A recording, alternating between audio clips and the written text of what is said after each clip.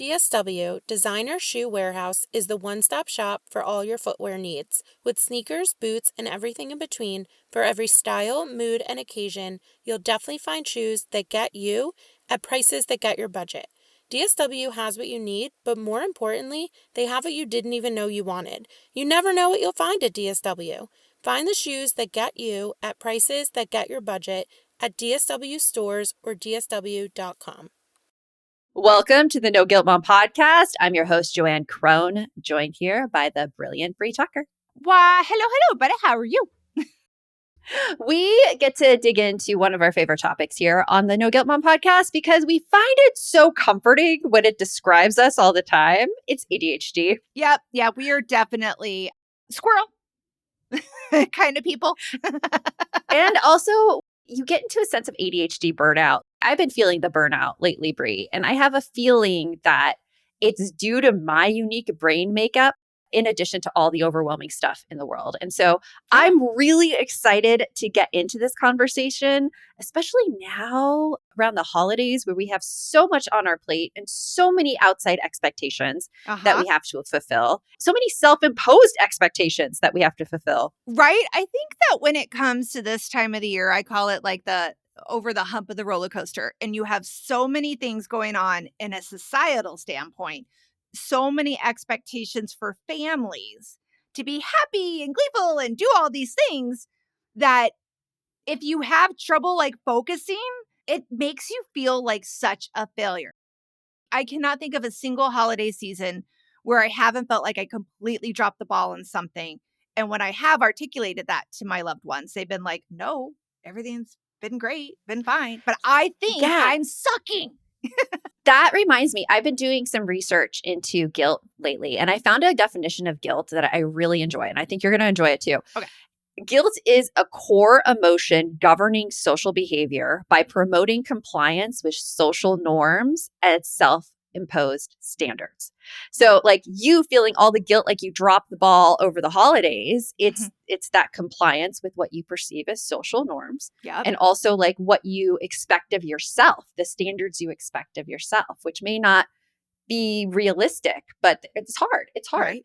But today we're going to get a little better understanding of our brains and what we're doing. And we're going to get that help from our new friend, Meredith Carter, who is here in the Phoenix area, which I very much enjoy when you can meet people in person. Meredith, she is an ADHD coach and advocate. She's the author of It All Makes Sense Now, Embrace Your ADHD Brain to Live a Creative and Colorful Life. But you may also know her as @HummingbirdADHD on Instagram. She creates supportive spaces that help adults with ADHD better understand their unique brain wiring. And she lives in Chandler, Arizona with her family, including her 3 kids, ages 19, 16, and 11. I'm excited to start this interview. Let's get on with the show. I am so excited to be here. Thank you. Yeah, I'm excited to have you on the podcast and to talk all things ADHD. And in your book, Meredith, you describe ADHD not as a deficit, but as a different wiring of the brain. So for moms or women who suspect they might have ADHD but haven't been diagnosed, what are some signs that they might recognize in themselves? A lot of the moms I work with ADHD come to me after feeling like they have this strange imbalance in their life where they're really good at a lot of things that other people can't do, but they're struggling with the mundane things of everyday life. And as a mom, there are so much of those things, right? God, yes. So many things. It just doesn't make sense to them. And it for a lot of these women, it's been this way their whole life. So even before children, they were maybe told they were gifted in school or they were really creative or talented in some way, but they couldn't turn in their homework. They couldn't find their homework half of the time. Or they may have really been excited about projects at the beginning, but struggled to finish them and couldn't figure out why that motivation dropped off so drastically. So those are just a few of the things I hear from moms often. Okay, that is 100% me. I am the queen of getting excited about a new hobby or something. getting all revved up about it, researching the heck out of it, buying like half of the supplies for it, maybe doing one piece. And then I'm like, I'm bored. And then it just sits there. The motivation Yeah. wanes. And Meredith, I know that you got diagnosed with ADHD later on in life. Like, how did your diagnosis happen? Well, it started with my daughter. We had some things that she was struggling with from a very young age. She also was extremely hyperactive, and we had noticed that early on. And we decided to get her evaluated to see what was happening here. And as I was filling out the behavior scales that they give you to fill out as a parent, and you pass on to the teacher as well, I'm rating them all for her, but I'm kind of secretly rating them for myself in my own brain because so many of the symptoms that they're looking for described my experience. And it was just like this experience of suddenly having this question in my brain, thinking maybe it's me too, learning that it's like 80% of kids with ADHD have a parent that has ADHD, and it definitely wasn't my husband. And then diving into all of the information once she was diagnosed, it became pretty clear to me quickly that I had ADHD. And then I took some time to recover from the overwhelm of advocating for her and getting her set up with supports before I pursued my own official diagnosis, but did get that confirmed about a year or so later. And what did like having that diagnosis shift in your thinking for you? It just was a really empowering starting point to reframe a lot of the negative stories I had about myself. It was really confusing to me because oftentimes I would tell myself, I must be lazy because I can't finish this thing. But it didn't make sense because I was also like training for a marathon at the same time. So Yeah. I was like, that doesn't sound like a lazy person, but I can't keep my house clean. Every time someone comes over, I'm like throwing stuff in cabinets and living in fear that they're going to open them and see all my stuff. And it just allowed me to look at all these things I held so much shame around and understand that I had real struggles that I just didn't even understand for most of my life. And it gave me that opportunity to talk to myself a little bit differently. It gave me permission to try different strategies than the ones that were in the million self-help books I'd been reading my whole life that weren't working for me. So it really just allowed me to look through everything with a different lens. I think that's a really important thing because Bria and I have talked about it on the podcast. We have both had therapy experiences where like we go and we're like, we think we have ADHD. And like my therapist in particular, I'll share with that. And she's like, well, we're treating you for anxiety. So what would be the reason that you get the diagnosis for ADHD? And you kind of stop there and you're like, well, if I'm getting treated for it, what difference does it make? But right here, you're telling us the difference. It makes a difference in how you talk to yourself. It makes a difference in how you feel about yourself. I mean, Bree, what are you thinking through all this? Okay, so first of all, I agree because, like, my therapist, as you know, this was the funniest part my therapist said to me. Well, I don't think you have ADHD because if you did, your parents probably would have had you tested when you were younger. Did you not have any signs? And I said to her, like, I laughed and go, well, I had signs, but my parents just chalked it up to me being quirky. And she's like, well, like what? I'm like, well, my parents always told my teachers, don't put me by the windows. I'll be distracted. When I played softball, they would never put me in the outfield because I would start dancing in the outfield because I would be bored. They had to put me at catcher to keep me focused on the game. And moving one time, I remember every time we stopped, I'd have to get out and run laps around the trucks because I just couldn't sit still for that long. My therapist laughed at me. She was just like, okay, well, I think we could just say you have it then. But I digress. I was going to say, from what I have read, though, being treated for anxiety can also be incorrect if you have ADHD. And so the fact that your therapist even said that kind of makes me go, okay, but wait a minute. They say that sometimes when you're being treated for anxiety instead of ADHD, your anxiety is never going to be rectified because it's not true anxiety. And I see Meredith shaking her head, yes, and I would love to hear more about this. Yes, I would love to talk about this. I also was laughing that you were the catcher for softball because my daughter played one season and she was the catcher for that exact reason. Shout out to all the ADHD girls in softball. We were all catchers or pitchers. That was all we could do. Spot the ADHD girl. When you know exactly what's coming at you and you can't avoid it and it's going to be there no matter what, you'll pay attention. You don't want to get hit with that ball. Yeah. So, yes, that is actually really funny. There's a couple of things I wanted to talk about with what you were just saying. First, it is actually very common for women to be diagnosed in adulthood rather than childhood. The average age for women is about 35 right now. Oh, Mm. wow. And for boys, it's 12. So there's that. Okay, I might have gotten that number slightly wrong for boys. I'd have to double check and fact check that, but around elementary school Yeah, sometime. significant Yeah. age gap. Got it. Yes, yes. And so if you grew up in the 80s, 90s, early 2000s, even sometimes now, a lot of the providers didn't have much education around how ADHD presents in girls. So they're not seeing that inattentive presentation where it's more daydreaming. Those girls aren't as disruptive. So nobody's really as worried about them because their behavior isn't really impacting anything other than that own child's Themselves. experience. Yeah. Inner dialogue. They still really need help. They still really need to be identified, but it's less likely that those kids are identified. And then even the girls that present with hyperactivity, like myself, I was a pretty hyper kid. They just called me Meredith the Mouth, and I talked too much, and I interrupted too much, and I bounced my leg during chapel because I went to a private school, and I was always doodling and doing all those things. And they put me up front, and they gave me extra work and things like that to kind of deal with it. But because I liked school, I liked learning, I wasn't really overly disruptive. So it just was not on anyone's radar. So it is very common for women in adulthood to all of a sudden be like, well, nobody ever mentioned this before. Could this even be true? And oftentimes we question ourselves a lot.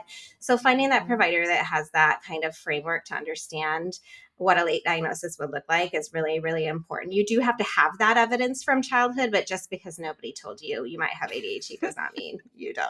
Right. And then for that anxiety piece. I was going to add into that, like, I was more the inattentive person. Like, Mhm. I'm the one who, like, constantly being told, well, why weren't you paying attention during this explanation? And I'm like, I tried to pay attention.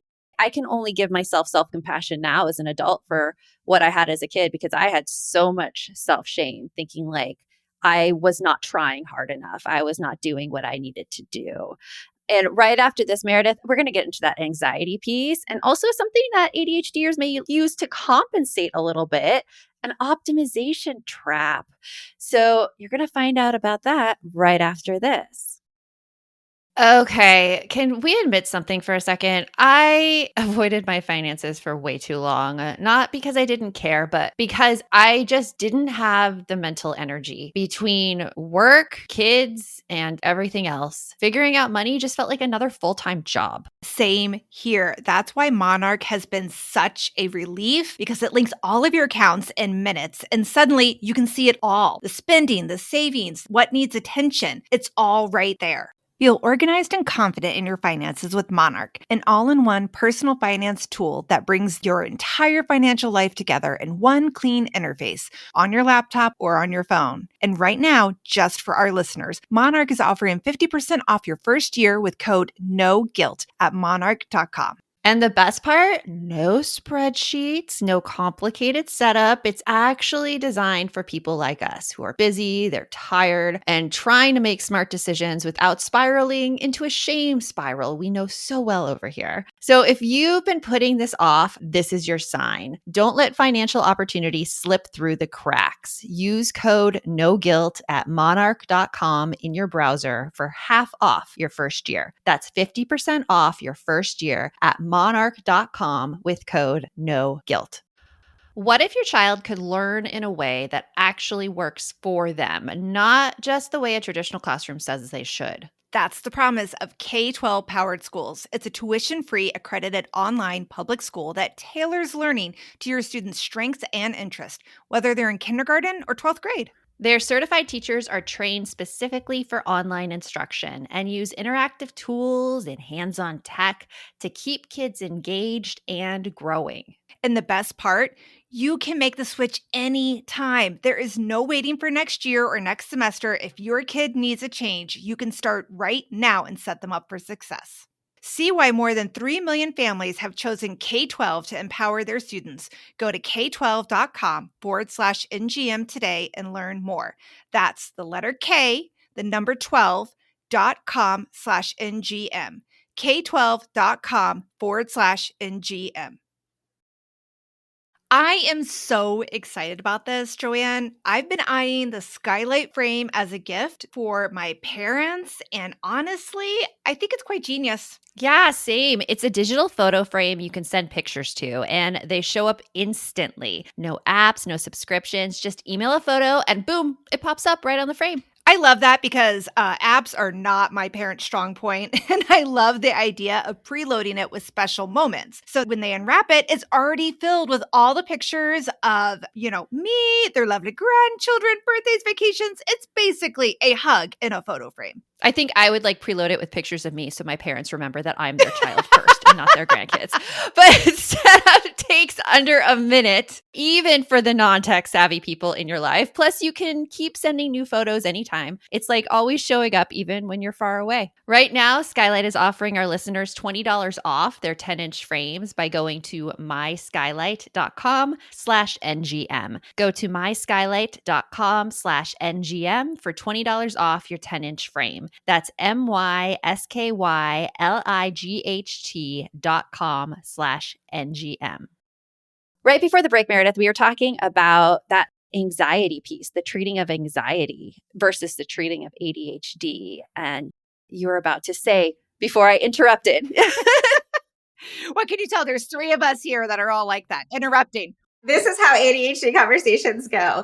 It is actually really common for ADHD and anxiety to be comorbid, but it's also very common for people to be treated for years for anxiety and make some progress, but maybe not a lot of impactful change with that treatment because it isn't actually clinical anxiety. It's the anxiety that comes from having all of these symptoms that are making it difficult for you to meet social norms. So you are that person that interrupts too much. So you're anxious about conversations and meeting new people because that's hard for you, because you struggle to stay focused. You're anxious about meetings. You're anxious about missing things at work because you're struggling with keeping the schedule of your family. You think you're going to miss things and make mistakes. So that can create a lot of anxiety when we're not understanding that there are executive function issues and all the things that come with ADHD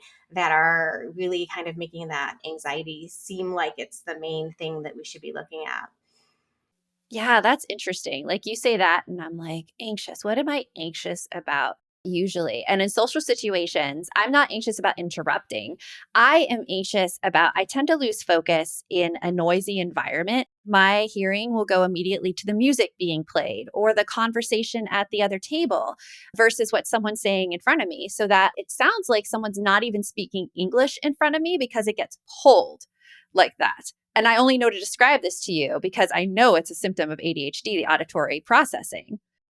Yeah, really what's happening in those situations is that the filtering systems in an ADHD brain are different than in a neurotypical brain. So a neurotypical brain can focus on what's most important in an environment like that. So they're focusing on the conversation or what they're supposed to be paying attention to. And yeah, they'll hear all the other things going on, but it's not like grabbing their attention in such an extreme way. And our filtering system lets everything in. Yeah. So we can't turn down that noise. It's actually super interesting because they also think because our filtering system is different, that it actually helps us be creative problem solvers. We're able to connect differences that other people don't see. It helps us be really good in a crisis because we can see things happening that other people are tuning out. So that filtering system being different is really annoying in certain situations, but then it can also be leading to some other really interesting strengths too. It helped me in the classroom when I was a classroom teacher. I knew everything that was going on. Nobody could pull a move against me. I would find it right there.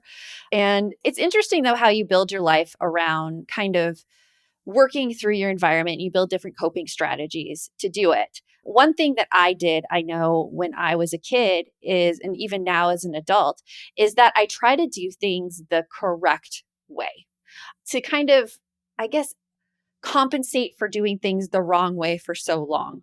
And you were mentioning optimization traps. And I was like, oh my gosh, this is exactly what I do, Meredith. So can you explain what optimization traps are? So, an optimization trap is a tendency to, instead of just focusing on getting to an outcome in a way that is possible, has a positive impact, we're focused on doing it the exact perfect way. So, I like to give an example to kind of bring it to life a little bit. So, a lot of times people are looking to improve their focus at work with ADHD, and they're listening to all these podcasts, they're reading all these books about focus, and they come up with this morning routine that includes waking up at the exact same time every day, going outside and getting 10 minutes of sun in their eyes, looking the right direction, maybe doing a cold plunge, going out and getting like cardio in the exact heart rate zone they need to be in to get the most benefit.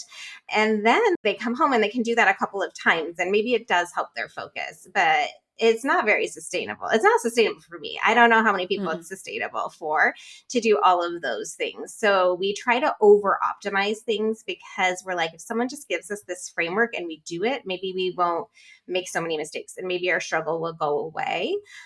But then we have the opposite effect because we burn out on it very quickly. And then we lose that trust that we can see improvement, that we can make changes because we're trying to do way too many things to be able to get to the change we want. Okay, I feel like you perfectly described my thought process through my whole entire life of if I just found the right organizational system, I could get my shiznit together. And I have yet Yeah. to ever find I'll find it, it'll work for like a week, and then it falls off, and I'm like, "Oh, dang, I can't do this one either." Well, there must be another one out there, and, like, you keep thinking you're gonna find something that's gonna make it all work, but now I know it's not necessarily not it is me, but it's not me. Does that make sense? Yeah, that's a really common experience I hear from my clients. It's an experience I've had myself where I'm like, okay, this isn't working anymore. What's the next book I'm going to read that's going to change my life? Yeah. What's the next, thing I need to change? What's the food I need to eat to sleep better? And we get stuck in that researching the system versus actually experimenting and trying to find a Oh, yeah. system that's actually making sense for us. Oftentimes too, I have a ton of clients that they don't want to try anything new anymore because they have tried so many things and it would work for a little bit and then it would drop off and then they feel shame that they stopped doing the thing that was working.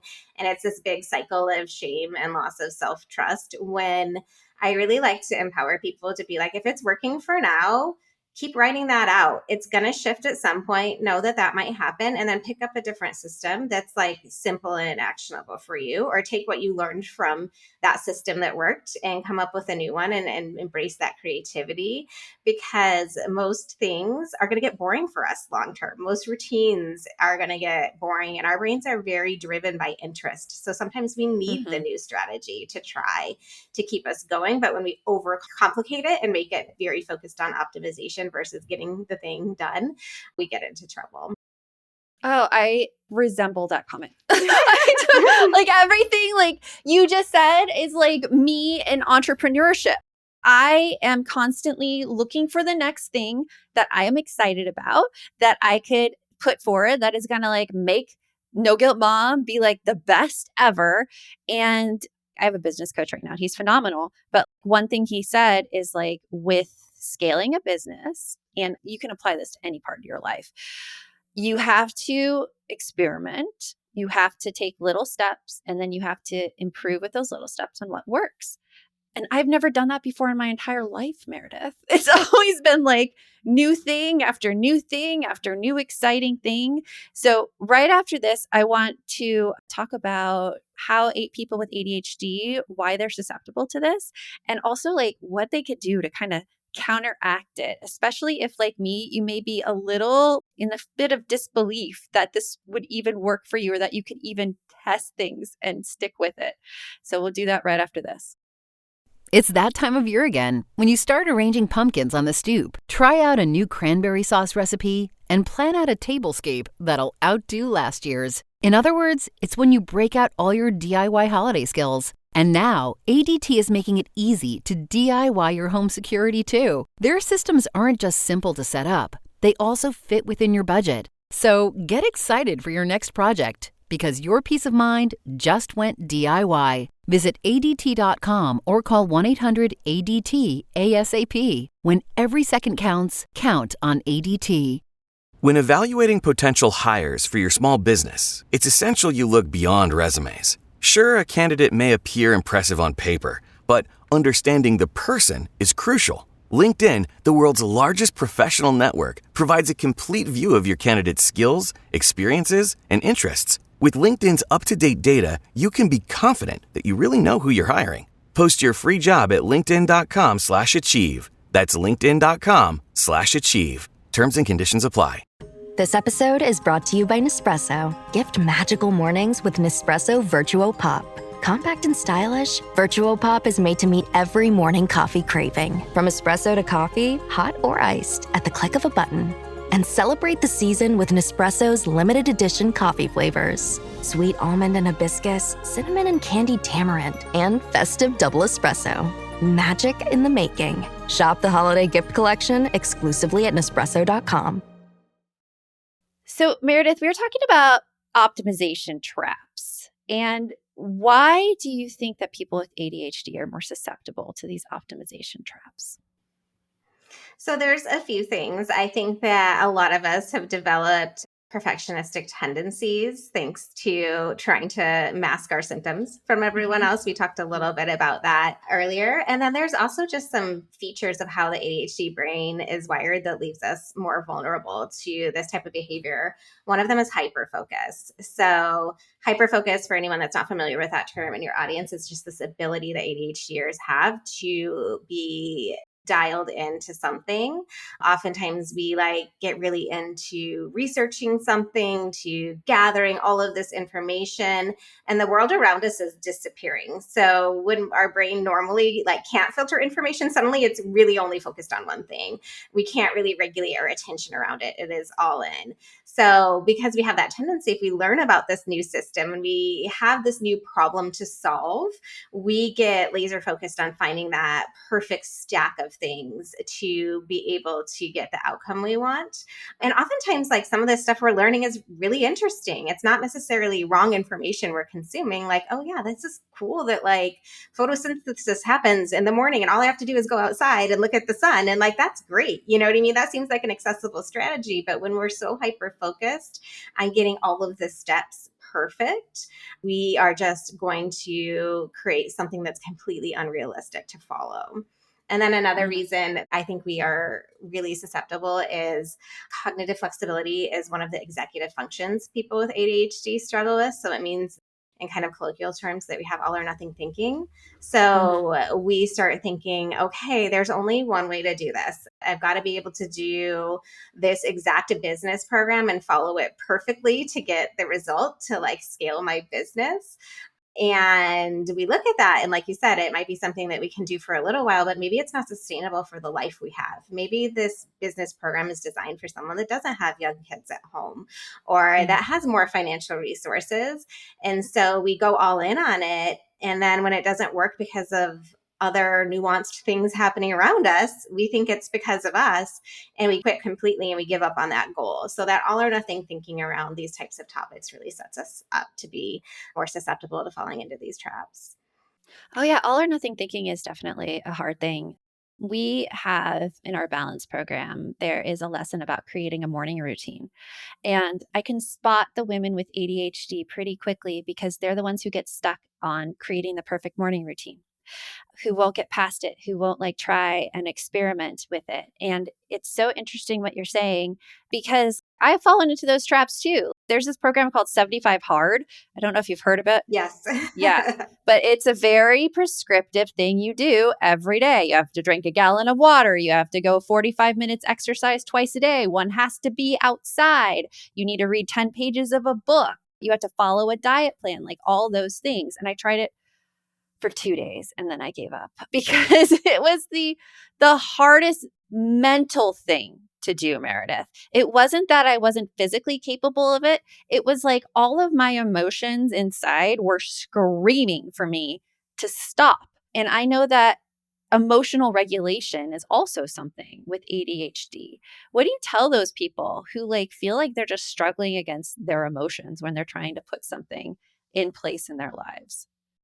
I honestly tell people that are struggling with emotional regulation to start there versus trying to fix all of these other symptoms that might be hard for them, because you can have all these tools in your toolkit, but if you're overwhelmed and you're outside of your ability to tolerate stress because you're having such a big emotional reaction, none of these things are going to be helpful to you. You're not going to be able to access them. So have you guys talked about the zone of regulation in any of your episodes before? Or zone of tolerance, actually? Not in our podcast episodes. Not yet. Tell us more about the zone of tolerance. Yeah, so the zone of tolerance is just that state that any human, ADHD or not, exists in when they are able to stay calm, they can think clearly, they're reasoning well, they're handling stressors. It's not a state where there are no stressors, but we can navigate them, right? So with people with ADHD, that zone of tolerance is a little more narrow than a person that does not have ADHD. So it takes less things to push us up outside of get us high, get us temperamental, get us excited, but so excited we can't move forward on things. You see that in kids a lot, right? Where they're so wired that you can't get them to focus. It's when we are feeling angry, when we are feeling a lot of shame, we are pushed up too high. Sometimes we are below, we're hypo aroused, and that means that we're feeling apathetic. We're feeling like we can't initiate tasks. We're feeling kind of that low level of just dissatisfaction. So staying within that zone is really important, and working on being able to both make that zone bigger every day by doing things like getting a little bit of movement in every day, being in community, doing a lot of those things that fall under the self-care umbrella can help us widen that. And then also having tools to either upregulate or downregulate, depending on what's going on when you notice that you're reacting. I think that's a really good place to start with people that are struggling with their emotions getting in the way of their progress. And just, it's not great to feel emotionally dysregulated all the time. No. It's not a great way to exist. No. So tackling that first before you worry about motivation, focus, all those other things is really important. It's interesting you say having those tools to either up level or down level. I think immediately of my son in the dishwasher. He has to have music in his ears to unload the dishwasher. And I think that's what you're talking about, the tools to kind of down level his emotions so he can keep emotionally regulated while he's doing this task that he is so emotionally aroused about and feels so much anger. And I can describe that pretty well because I have the same tendency to do that. When I write my books, I have to put on music as well to keep myself emotionally regulated, else I get so hyper aroused and angry and scared and fearful that I'm not doing the right things that it helps calm down. Music is one of those tools for me. Okay, well, first of all, Meredith, everything you said, I'm yep, been there, been there, been there. I was thinking about those apathetic times, and I'm like, oh, yeah, those are the times that I typically am getting treated for depression. But really, it was just a lack of not being able to get up and do things. It's like that meme of I want to do the task. I'm tired of not doing the task.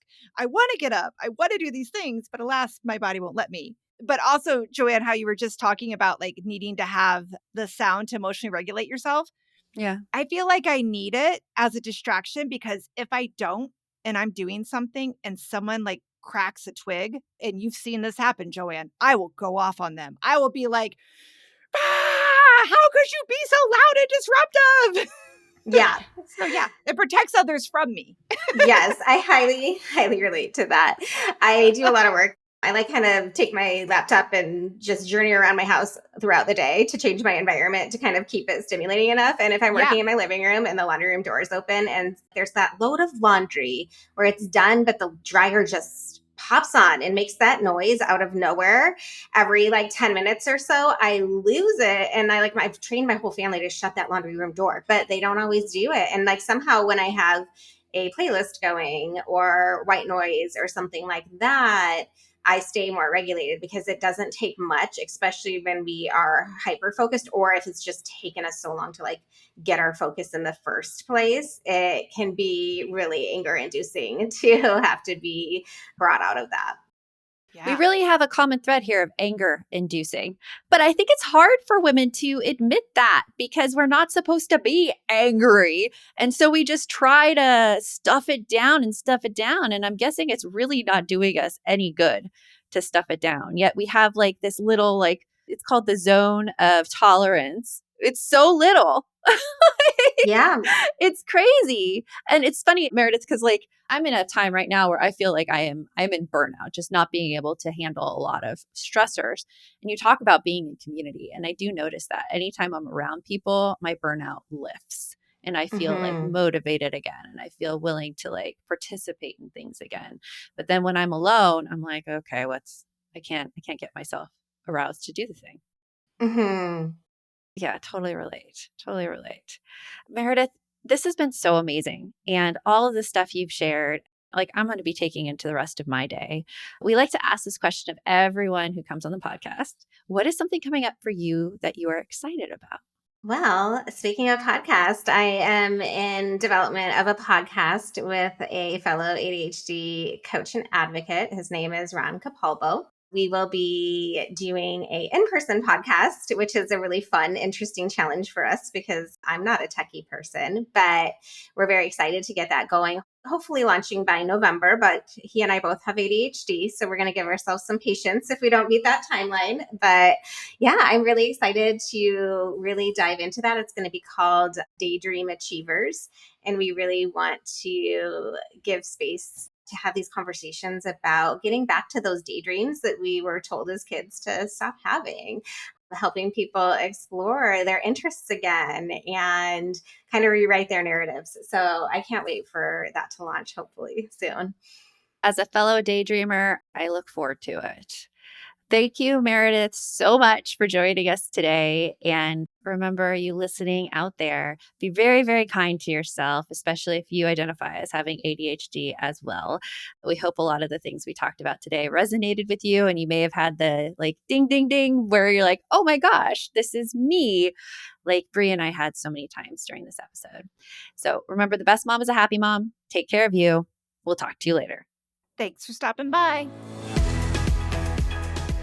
If you'd like to support the show further, you can share episodes with your loved ones, leave a positive review, or follow us on social media at No Guilt Mom. You can also show your love by visiting our amazing podcast sponsors. We have a link in the show notes.